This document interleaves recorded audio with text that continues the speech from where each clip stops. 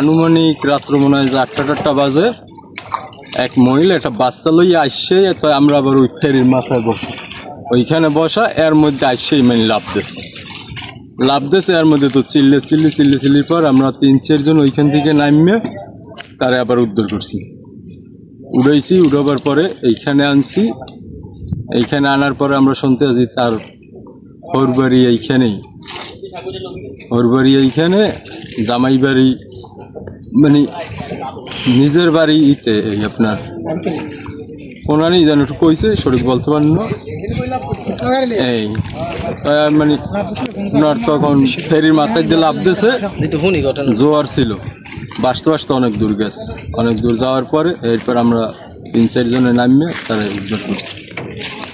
এটা লাভ দিয়েছে, আমরা জিজ্ঞেস করছিলাম, হে বলছে যে স্বামীর লাগে বনে না, হৌরাউরি জ্বালায়। এই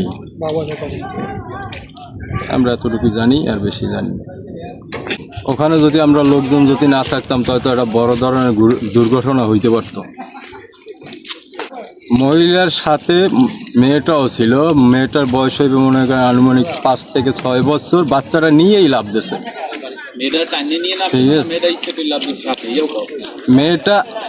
মেয়েটা কোলের ভিতরে লইয়ে মেয়েটাকে লাভ দিয়েছে, মেয়েটার নিয়ে কোলের ভিতরে। আমরা তো আগে পিছের কোনো ঘটনা জানি না। আমি ওই ফেরি ঘাটের সামনে বসে আমি কথা বলতেছি লোকের সাথে, ফেরি চালক ওনার সাথে।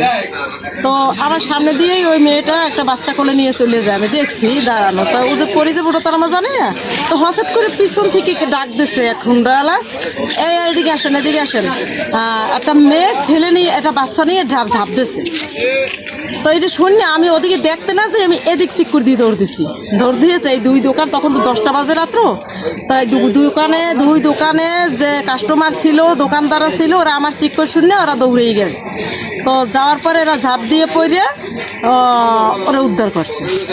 তো আমরা নিয়ে আসছি, আমার দোকানে বসাইছি। আমি কাপড় ধরে যেদিকগুলো চেঞ্জ করিয়ে, তার বাবা আসেন নাই, ভাই আসছে, মা আসছে, তাদের সাথে দিয়ে দিছি। তো বাবা এটা তুমি করছো কেন? এই বাচ্চাটা তুমি এই কামটা কেন করছো? তোমার যদি কোনো কষ্ট থাকে তুমি কাজ কাম করে খাইতে।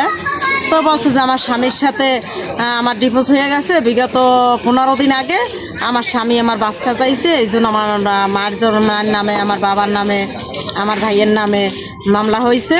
এখন আমার ওখান থেকেও আমার ভাই মা তারা বলে বাচ্চা নাকি দিয়ে দেবে। এখন আমি কি করবো? আমি কোথায় যান? বাচ্চা ছাড়া বাঁচবো না।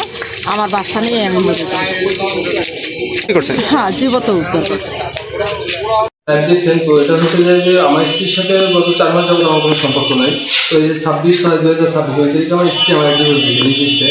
ডিভোর্স দেওয়ার পরে এই যে আপনার গত রাত্রে যেটা দেখছেন আপনার, যাবার সন্তান হত্যার উদ্দেশ্যে তাই নিয়ে ঝাঁপ দিচ্ছে নদীতে। তো এই জন্য আমি থানায় একটা অভিযোগ দিচ্ছি। তো প্রশাসনিকভাবে তাদের বাইক দিয়ে নিয়ে আসছে। পরবর্তী তারা ওই অনুযায়ী যেটা করার সেটা সে করবে।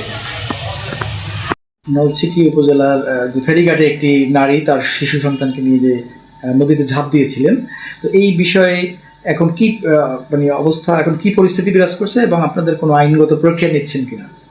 জি ধন্যবাদ। গতকালকে রাত অনুমান 9:30-10টার দিকের ঘটনা। আমরা জানতে পারি যে একজন মহিলা তার শিশু বাচ্চা নিয়ে নদীতে ঝাঁপ দিয়েছে।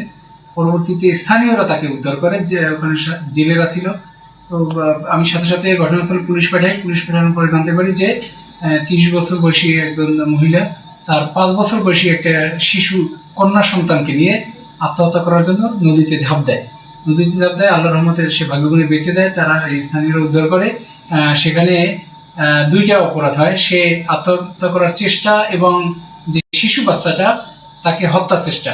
তো এই ঘটনা সংক্রান্তে আইনগত ব্যবস্থা প্রক্রিয়া দিয়েছে।